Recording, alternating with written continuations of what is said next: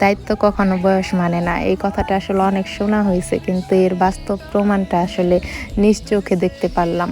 আর আমাদের আসলে জীবন নিয়ে কত অভিযোগ, তাই না? আসসালামু আলাইকুম, কেমন আছেন সবাই? আমি তো হামনি। আর আজকে আসলে অনেক কিছু শিখতে পারলাম এর থেকে। আর যারা আসলে আমরা জীবন নিয়ে তো অভিযোগ করি, আশা করি যে এই ভিডিওটা দেখার পর একটু হইলেও আমরা শিক্ষা পাবো, আমাদের অভিযোগগুলো কমে যাবে। যে এটা পেলাম না, ওইটা পেলাম না, এই জিনিসটা দরকার, ওই জিনিসটা দরকার, কত আবদার, মন মতন কোনো কিছু না হইলে ভাল লাগে না, কত রকমের একটা তাই না? যে কাজ করে যে নিজে উপার্জন করা, এই জিনিসটা কিন্তু আসে না চাপে না পড়লে।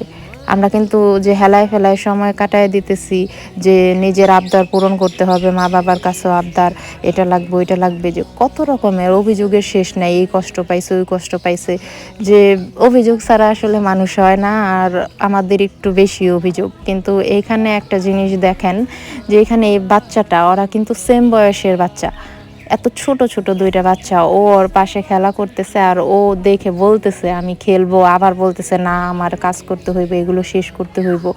ওর মন চাইতেছে যে ওদের সাথেও একটু খেলবো, কিন্তু এখানে এই ছোট্ট বাচ্চাটা না, ওর দাদি অনেক বয়স্ক, একদম অনেক, একদম শেষ বয়সের একজন মানুষ, সে, তারপর ওর মা, ওরা সবাই মিলে এখানে ইট ভাঙতেছে। আর যখন জিজ্ঞেস করলাম যে এখানে আসলে পোষায় আপনাদের, বলতেছে যে এই বাচ্চাটা সকাল থেকে এক বস্তা ইট ভাঙ্গা ফেলছে, এক বস্তা ইট ভাঙলে তার জন্য 70 টাকা দেওয়া হয়।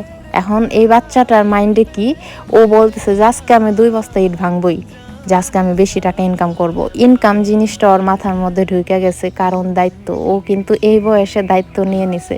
চিন্তা করা যায়, আপনারা দেখেন যে এই বাচ্চাটা, ও ফ্যামিলির দায়িত্ব নিয়ে ফেলছে।